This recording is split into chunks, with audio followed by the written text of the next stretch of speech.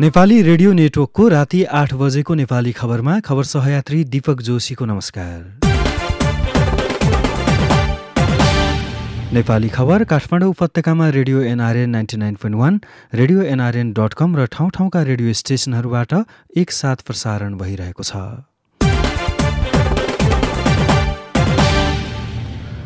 गण्डकीमा सरकार जोगाउन जनमोर्चाका स्वस्थ सांसदलाई कोरोना संक्रमित भनेर आइसियुमा भर्ना, प्रदेशसभा बैठक अनिश्चितकालका लागि स्थगित। हाम्रो एकजना सांसद चाहिँ प्रदेश सांसद खिम विक्रम चाहिँ सडक अस्पतालको आइसियुमा छन् रे। केही आछ रिपोर्ट मलाई के हो त्यो सबै कुरा बुझ भनेको छु साथीहरूलाई। नेपालमा एकै दिन झण्डै 5,000 जनालाई कोरोना संक्रमण, राष्ट्र बैंकले पहिलो चरणको लकडाउनमा दिएको सहुलियतलाई निरन्तरता दिने। जसपाका कार्यकर्तासहित 120 जनाको मुद्दा फिर्ता लिने सरकारको निर्णय, ओली नसचिएसम्म नेपाल पक्षले आन्तरिक सङ्घर्ष जारी राख्ने। साथमा प्रमुख खबर संक्षेप। अनलाइनमा आज सामाजिक सञ्जाल र पत्रकार ऋषि धमलाको प्रस्तुति जनता जान्न चाहन्छन्। अहिलेको नेपाली खबरमा सबैभन्दा पहिले आजको खास खबर। पृथ्वी सुब्बा गुरुङ नेतृत्वको सरकारले बहुमत गुमाउने पक्कापक्की भएपछि सत्तारूढ नेकपा एमाले गण्डकी प्रदेश सरकार जोगाउन नाटकीय खेल रचेको छ। यदाकदा दक्षिण भारतीय चलचित्रहरूमा देखिने दृश्य अहिले गण्डकी प्रदेशको राजनीतिमा चम्केको छ। मुख्यमन्त्री गुरुङ विरुद्धको अविश्वास प्रस्तावमा सुरुमा मतदान हुन नदिन पीसीआर परीक्षण गरिनुपर्ने माग गरेको नेकपा एमाले आज जनमोर्चाका एकजना सांसदलाई बन्धक बनाएर अस्पतालमा राखेको आरोप विपक्षी दलहरूले लगाएका छन्। राष्ट्रिय जनमोर्चाका सांसद खिम विक्रम शाहीलाई आज प्रदेशसभामा मतदान हुने समयमा सम्पर्कविहीन पारिएको थियो। एकजना पनि सांसद अनुपस्थित भए अविश्वास प्रस्ताव फेल हुने अवस्थामा शाही सम्पर्कविहीन भएपछि राष्ट्रिय जनमोर्चाले दिएको निवेदनका आधारमा संसद बैठक स्थगित भयो। अन्ततः सांसद शाहीलाई पोखराको चिराग अस्पतालको आइसियुमा भर्ना गरिएको खुलासा भयो। हिजो गरिएको परीक्षणको आज बिहान प्राप्त रिपोर्टमा कोरोना नेगेटिभ रहेका सांसदलाई आज कोरोना संक्रमित भनेर कोभिड विशेष अस्पतालको आइसियुमा भर्ना गरिएको अनौठो घटनापछि सामाजिक सञ्जालमा तीव्र प्रतिक्रियाहरू उब्जेका छन्। धेरैले सत्तारूढ एमाले जनमोर्चाका सांसदलाई प्रलोभनमा पारी बन्धक पारेर अस्पतालमा राखेको आरोप लगाएका छन्। राष्ट्रिय जनमोर्चाका अध्यक्ष चित्रबहादुर केसीले घटनाका सम्बन्धमा छानबिन सुरु गरिएको बताउनुभयो। नेपाली रेडियो नेटवर्कलाई प्रतिक्रिया दिँदै केसीले आफ्ना सांसदलाई अपहरण गरिएको हुन सक्ने आशंका व्यक्त गर्नुभयो। हामीले नेपालको राजनीति सुन्ने, छेक्ने, किन्ने। हाम्रो एकजना सांसद चाहिँ प्रदेश सांसद खिम विक्रम चाहिँ सडक अस्पतालको आइसियुमा छन् रे। केही आछ रिपोर्ट मलाई के हो त्यो सबै कुरा बुझ भनेको छु साथीहरूलाई। हाम्रो त अब त्यो गण्डकीको 4 नम्बर प्रदेश सरकारलाई चाहिँ अविश्वास प्रस्तावमा एकजना सांसद बोलिसक्नुभयो। अब पहिले पनि वक्तव्यहरू आइरहेको छ। त्यसो हुनाले एकजना सांसद चाहिँ सडक अस्पतालको आइसियुमा छन् रे भन्ने चाहिँ सुन्नमा आएको छ। अब के भएर आइसियुमा गएका हुन् अब त्यो बुझेर मा थाहा होला सबै कुरा। खै त्यो अपहरण गरेका छन् मलाई उहाँ त उनले भन्नुपर्ने हो। अब त्यस्तो पनि अब हुनसक्छ। अब संसदीय प्रणाली हो, जे भए पनि अब त्यहाँ बुझ्न पठाएको छ। अब रिपोर्ट आउला एक प्रमुख विपक्षी नेपाली काङ्ग्रेसले गण्डकीमा सत्ताको गुण्डागर्दी देखिएको टिप्पणी गरेको छ। प्रवक्ता विश्वप्रकाश शर्माले जनमोर्चाका सांसदलाई सत्तापक्षले अस्पतालभित्रै बन्धक बनाएको आरोप सामाजिक सञ्जाल मार्फत लगाउनु भएको छ। सांसद शाहीलाई जनमोर्चाका नेताहरूसँग पनि भेट गर्न दिइएको छैन भने उहाँलाई राखिएको चिरक अस्पतालमा प्रहरीले पहरा दिइरहेको छ। संसदीय प्रणालीको फोहोरी खेल आज गण्डकीमा पुनरावृत्ति भएको काङ्ग्रेस नेता चन्द्र भण्डारीले बताउनुभयो। यस्ता घटनाले संसदीय व्यवस्थाकै अपमान हुने उहाँको भनाइ छ। हामीले नेपालको राजनीति सुन्ने, छेक्ने, किन्ने, सरकार ढल्ने, अत्यन्त होटेलमा थुन्नुपर्ने यस्तो विकृतिबाट हामीले यो संविधान निर्माण गर्दा नै हामीले बहुत तरिकाले हामीले यसलाई मिलाएर स्थायी हुने सरकारको हामीले कल्पना गरेका थियौँ। तथापि वर्तमान समयमा विकास भएको सरकारमा बसिरहन पर्ने राजनीति मूल्य र मान्यताहरू भन्दा बाहिर रहने व्यक्तिहरूका कारणले गर्दाखेरि संसदीय मर्यादाभित्र आफैको रूपमा मैले यसलाई लिएको छु। तर सत्तारूढ एमाले भने काङ्ग्रेस माओवादीको इसारामा सभामुखले सदन स्थगित गरेको भन्दै आपत्ति प्रकट गरेको छ। अविश्वासको प्रस्ताव फेल हुने देखेपछि सभामुखले विपक्षीको प्रभावमा परेर संसद बैठक स्थगन गरेको एमाले सांसद कृष्णबहादुर थापाले बताउनुभयो। उहाँले आजको घटनाको जिम्मेवारी सभामुखले लिनुपर्ने जिकिर गर्नुभयो। आफू खुसी होला कुनै दलको पक्ष पोषण गरेर होला उहाँले आफू खुसी यो सूचना टाँसेको यहाँ देखिएको छ। यो संसदीय मर्यादा हाम्रो कार्यव्यवस्थाको अहिलेसम्मको चाहिँ जुन चलन चल्ती छ यसको विपरीत चाहिँ छ र सभामुखले जुन यो घटना घटाउनु भएको छ यसको सबै जिम्मेवार सभामुखले लिएको छ। गण्डकी प्रदेशमा कुल 60 जना प्रदेश सभा सदस्य छन्। त्यसमध्ये काङ्ग्रेसका 15, माओवादीका 11, जनमोर्चाका 3 र जसपाका 2 जना समेत गरी 31 जना मुख्यमन्त्रीको विपक्षमा छन्। यी सबैले अविश्वास प्रस्तावको पक्षमा मतदान गरे एमालेको सरकार ढल्छ। तर जनमोर्चाका 1 जना सांसदलाई मात्रै मतदानमा अनुपस्थित गराउने हो भने अविश्वासको प्रस्ताव फेल हुन्छ र सरकार जोगिन्छ। यही नियतका साथ एमालेले जनमोर्चाका सांसदलाई बन्धक पारेको विपक्षी दलहरूले आरोप लगाएका छन्। अब प्रदेशसभाको अर्को बैठक कहिले बस्ने टुङ्गो लागेको छैन। नेपाली खबरमा अब आज दिनभरका प्रमुख खबर संक्षेप, साथमा खबर सहयात्री डाकमान राई।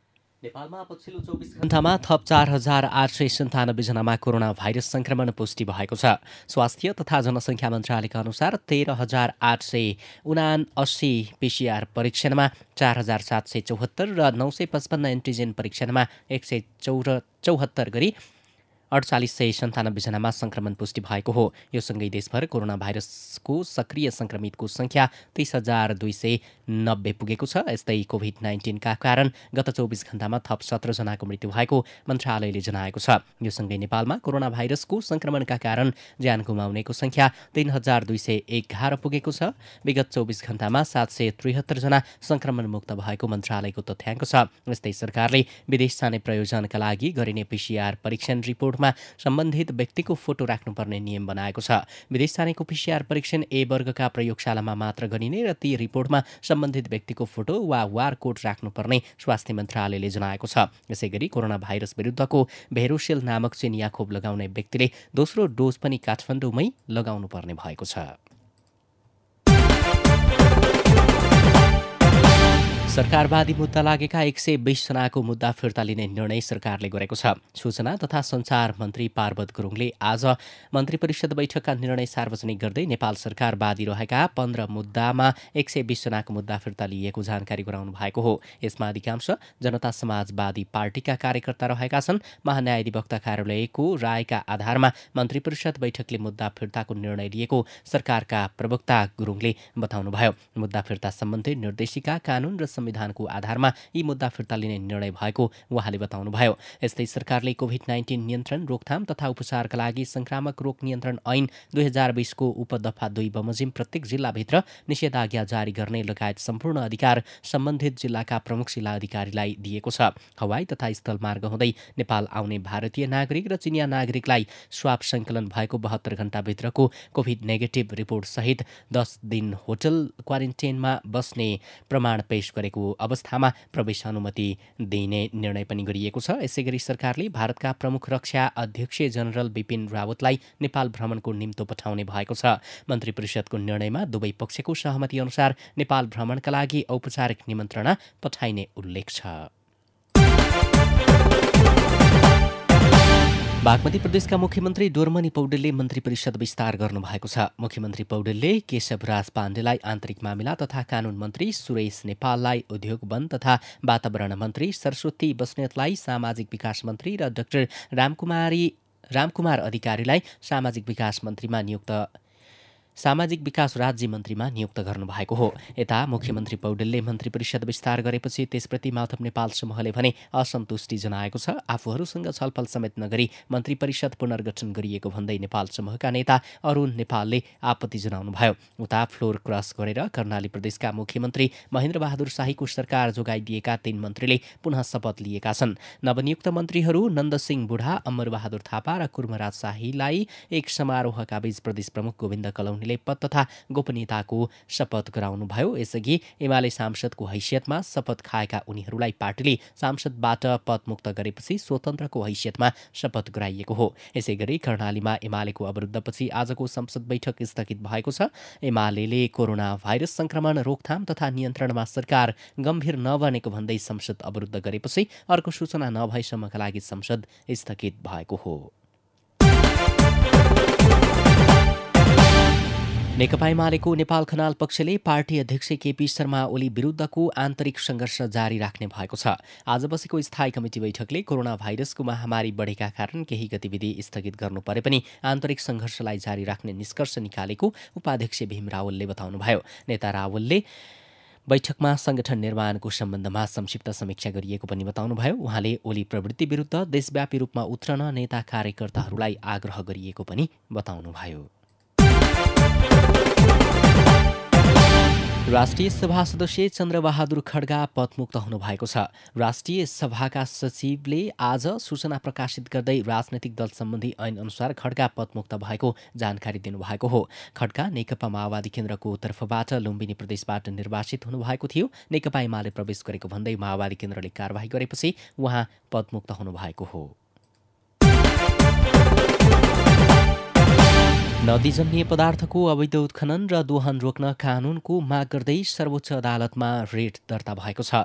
वातावरण तथा कानून समाजमा आबद्ध अधिवक्ता पदमबहादुर श्रेष्ठ सहित 7वटै प्रदेशका कानून व्यवसायीले प्राकृतिक स्रोत उत्खनन तथा नियन्त्रण कानून माग गर्दै संयुक्त रूपमा रिट दिएका हुन्। रिटमा प्रधानमन्त्री तथा मन्त्री परिषदको कार्यालय, वन तथा वातावरण मन्त्रालय, ऊर्जा जलस्रोत तथा सिँचाइ मन्त्रालय, गृह मन्त्रालय, खानेपानी मन्त्रालय, 7वटै प्रदेशको मुख्यमन्त्री तथा मन्त्री परिषदको कार्यालय लगायत 18 निकायलाई विपक्षी बनाइएको छ।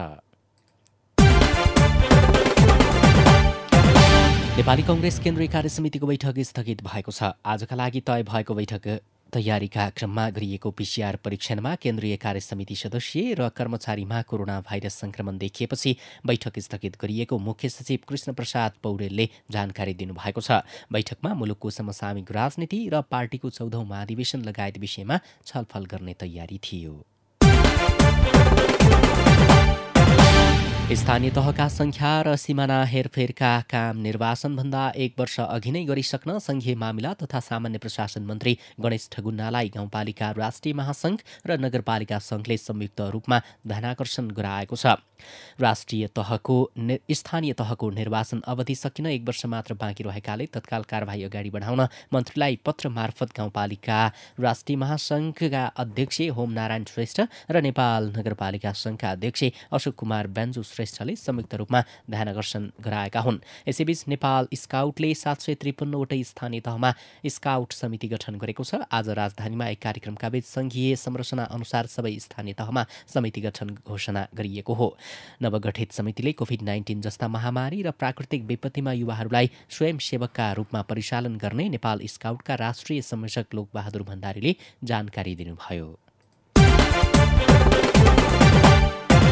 नेपाल राष्ट्र बैंकले पहिलो चरणको लकडाउनबाट प्रभावित बनेको अर्थतन्त्रको पुनरुत्थानका लागि दिएको सहुलियतलाई निरन्तरता दिने भएको छ। कोरोनाका कारण भएको लकडाउन र सो लकडाउनले पारेको प्रभाव कम गर्न नेपाल राष्ट्र बैंकले आधा दर्जनभन्दा बढी क्षेत्रमा सहुलियतको घोषणा गरेको थियो। अर्थतन्त्र बिस्तारै लयमा फर्कनै लागेको बेला कोरोनाको दोस्रो लहरले पुनः धक्का दिएको छ। भोलिबाट 15 दिनका लागि देशमा निषेधाज्ञा हुँदैछ। नेपाल राष्ट्र बैंकका गभर्नर महाप्रसाद अधिकारीले दोस्रो चरणको कोरोनाले अर्थतन्त्रमा थप जटिलता थप्ने बताउनु भएको छ। जिल्ला प्रशासन कार्यालय अर्घखाँचीका सहायक प्रमुख जिल्ला अधिकारी विनोद खनाल सहितका कर्मचारीमा कोरोना संक्रमण देखिएपछि जिल्ला प्रशासन कार्यालय अर्घखाँचीमा अत्यावश्यक बाहेकका सबै सेवा बन्द गरिएको छ। प्रशासनबाट हुने नागरिकता राहदानी वितरण सहित दैनिक प्रदान गरिने सेवा एक साताका लागि बन्द गरिएको प्रमुख जिल्ला अधिकारी विष्णु पौडेलले जानकारी दिनुभयो। केही दिन यता उत्तर चढाव हुँदै आएको शेयर बजार आज फेरि घटेको छ। नेप्से आज 13.79 अङ्कले घटेर 2585.28 बिन्दुमा झरेको छ। आज व्यापार, उत्पादन र अन्य समूहको शेयर बढे पनि बैंकिङ, विकास बैंक, होटल तथा पर्यटन, जलविद्युत, फाइनान्स, माइक्रो फाइनान्स, जीवन बीमा, निर्जीवन बीमा र लगानी समूहको शेयर घटेको छ।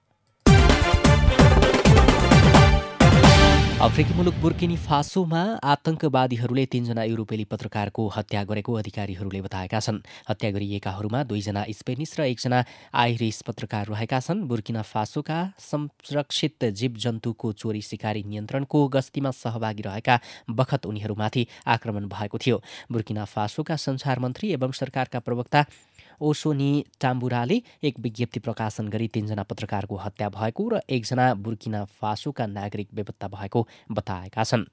यसैबीच कोरोनाको दोस्रो लहरसँग लडिरहेको भारतमा कोरोना विरुद्धको रुसी खोप स्पुत्निक भी मे 1 सम्ममा पुग्ने भएको छ।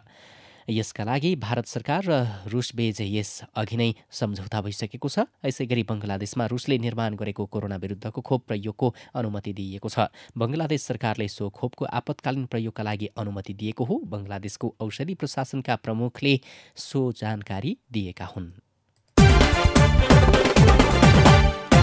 पहिलो संस्करणको नेपाल सुपर लिग NSL फुटबलमा FC चितवनले बुटुवल लुम्बिनी एफसीसँग बराबरी खेलेको छ। आज भएको खेलमा चितवनले बुटुवलसँग 2-2 गोलको बराबरी खेल्दै अङ्क बाँडेको हो। त्रिपुरेश्वर स्थित दशरथ रङ्गशालामा सुरुवाती 2 गोलको अग्रता जोगाउन नसक्दा चितवन बराबरीमा रोकिएको हो। यस्तै पोखरा थन्डर्सले पहिलो जित निकालेको छ। आज भएको खेलमा विराटनगर एफसीलाई 1-0 गोल अन्तरले पराजित गर्दै पोखराले पहिलो जित निकालेको हो। यसैबीच सरकारले 3 नेसन्स कप अन्तर्राष्ट्रिय फुटबलको उपाधि विजेता खेलाडीलाई जनही 4 लाख पुरस्कार दिने भएको छ। आज मन्त्री परिषदको निर्णय सार्वजनिक गर्दै सरकारका प्रवक्ता पार्वत गुरुङले खेलकुद मन्त्रालयको प्रस्तावमा 3 नेसन्स विजेता टोलीलाई प्रति व्यक्ति 4 लाख दिने निर्णय गरेको जानकारी दिएका छन्। यस्तै 3 जना प्रशिक्षकलाई जनही 2 लाख दिने निर्णय भएको प्रवक्ता गुरुङले बताए। र Indian premier league IPL T20 cricket अन्तर्गत आज चेन्नई सुपर किङ्स र सनराइजर्स हैदराबाद बीच प्रतिस्पर्धा हुँदैछ। दिल्ली स्थित अरुण जेटली स्टेडियममा राति 8:15 बजेबाट खेल सुरु भएको छ।